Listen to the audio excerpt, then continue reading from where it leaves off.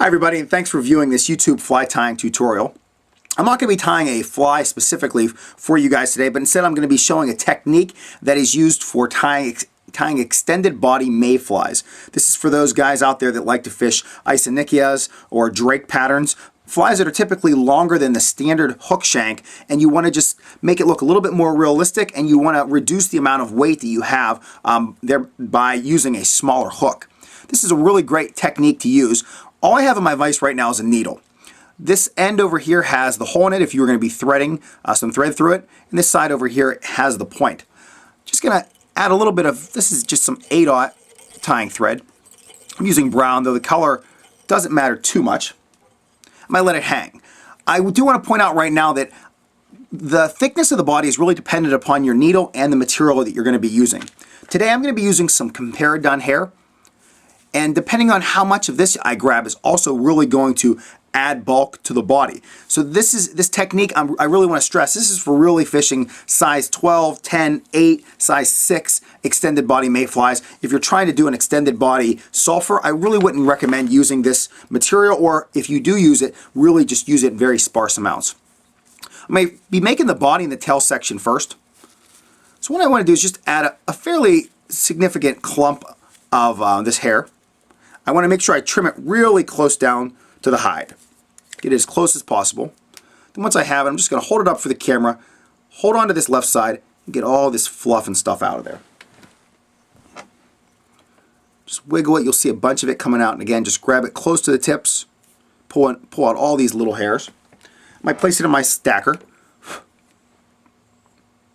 A real great comment from Sean a couple videos ago mentioned if you have a stacker and your wife or significant other, or husband for that matter, doesn't enjoy the sound of this piece hitting, you can super glue just a little piece of foam. This stacker that I have actually has a piece of rubber already on it. That's a great tip, so thanks Sean for sharing that. Just going to briefly stack, pull them out, grab them by the tips, and next I'm going to be tying them on. Now I'm going to make a decision as to how long I want these, because this is actually going to represent my tail, depending on the length of these. So I'm going to keep them right about that point, and that's going to be the length of my tail. Now whenever you go to tie on Cammisa hair, it is known for flaring, and that's okay. I'm just going to lightly put some wraps just to kind of get everything bunched. Lock it in. You'll see it starting to twist around this needle. That's not a bad thing if it does. You'll see all my hairs releasing to the back, and I might cup all these ones with my right hand. Just put some nice loose wraps around them to lock them down. It'll look a little sloppy in your first couple times doing it. It's probably not going to be pretty, but eventually you'll be able to just quickly get over here, bunch them up, trap them with your thread, and create a nice body. All right, I have the majority of them trapped. Let me zoom in just a little bit so you can get a closer view of what's going on here. All right, I think I got that focus for you guys. And then next, I'm just going to go through with my thread and really just lash everything to this needle and just make it a nice, smooth, consistent body.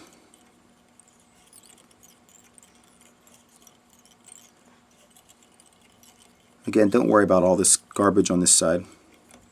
Now stop there for a moment, grab some head cement, put on a bodkin, just put a nice amount up and down this shaft.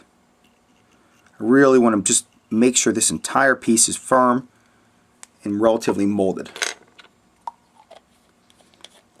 I would typically wait about a minute before continuing this, so this is when I grab a book or something like that. Maybe pick out some of these fibers that are just flailing all over the piece, or all over the place. But because this is a video, I don't want to just stop. I'll just continue on. I'm going to put about 3 more layers of thread over that head cement. I might stop back by the tail section. Okay. While it's back there, this is a nice point that I can then just clean it up a hair. Get all this excess stuff out of the way. And again, I'm just letting it dry. So while I let it dry for another 30 seconds or so, I'll let you know the next couple steps. I'm next going to be placing some dubbing on. I'm going to put some dubbing on there. This is some green drake dubbing. So I'm going to dub the whole way up to that little section. And then what I'm going to do next is I'm going to be pulling all these materials off the hook. Once I have them off the hook, I can either decide to keep this tail as that one giant clump or trim it down. I typically will trim it down just because most drakes don't have that many fibers for a tail.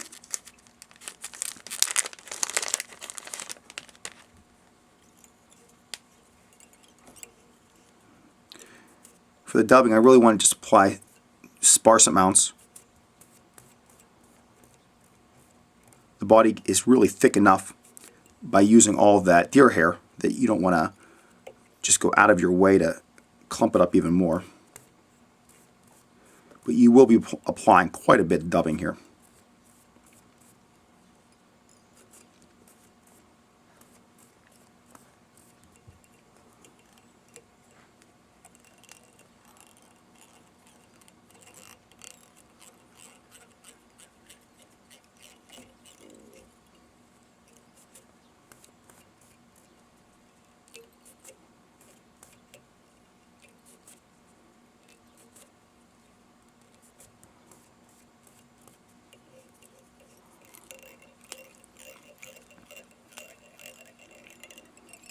Okay. When I get up to this point, I'm just going to put in a nice half hitch as close to that dubbing as I can. So I have everything locked in. If you want to whip finish, you can. It's really not essential depending on where you tie this in onto the hook. I'll just put a quick whip finish though, just to ensure that nothing comes off. And I'm going to trim my brown thread out of the way. All right, next I'm going to take this needle out of my vise. So I'm taking that pointy end out, and I'm simply going to reverse it.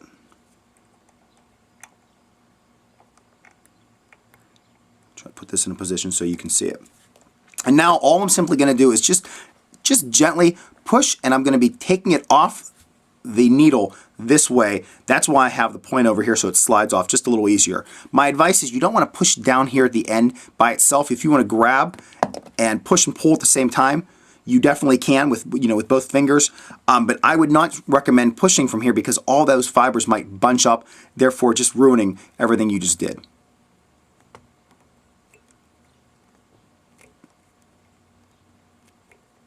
And now I have it off, and there is my extended body. As I mentioned before, tons of tails. I don't want all of those. So I'm just going to grab my scissors, and I'm going to find a nice point where I can see them flailing out, which would be a nice point to tie it in on my hook. I can see they're a lot flailing out on these sides, and I kind of like that. So I'm just going to loop them around a little bit, bring my scissors right up through the center of these, and I want to just capture a bunch and get them out of there. I make a couple cuts. And I would typically do this over a garbage can because I have these fibers going everywhere. But there is a gist of what you see going on right now. I have a few of those fibers gone. I have a nice little splayed tail. There's a few that are just outliers. I'm just going to get some of those little outlying fibers out of the way just because I really don't want them interfering much with this body and with everything that I have going on here with this green drake. All right, next I'm going to tie this onto a hook. So let me just kind of reconfigure things here for a second.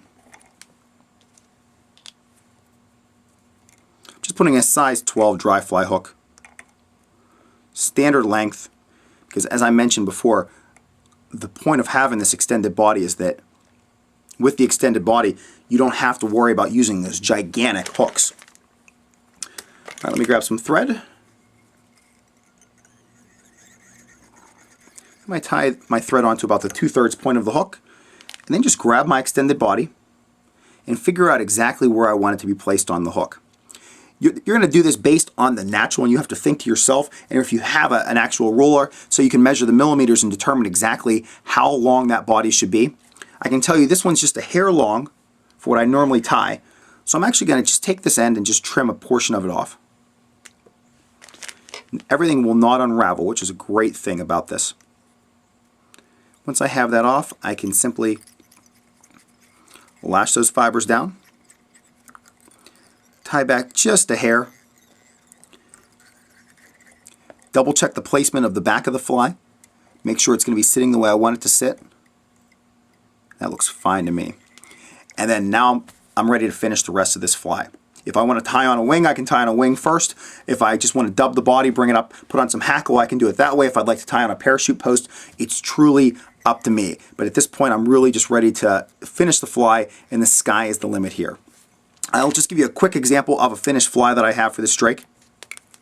I'll get this one out of the hook. Here's a finished one. This is a size 12. This is a Comparadun. Let me get these wings flailing out for you. I tied this Comparadun with just a sparse amount of wings at the front. This is something I would use in more of a slower water situation if I have very finicky fish. I have that nice extended body arching up. You can see I split those tail fibers by just simply cutting them out. This is going to land really gracefully on the water. It's got a great profile at the front for that wing. I'll just give you a quick 360 of it, and you can see that extended body really just goes straight out, and that hook almost just seems to blend in within that fly.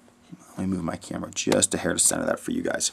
All right, well, this is the finished look at a fly, the extended body fly. I didn't tie the front portion for you simply because I didn't think I really needed to do that, and I think you guys all have your own variations whenever you're finishing off the front of a dry fly. But I do appreciate you viewing this YouTube fly tying tutorial. This was the extended body mayfly.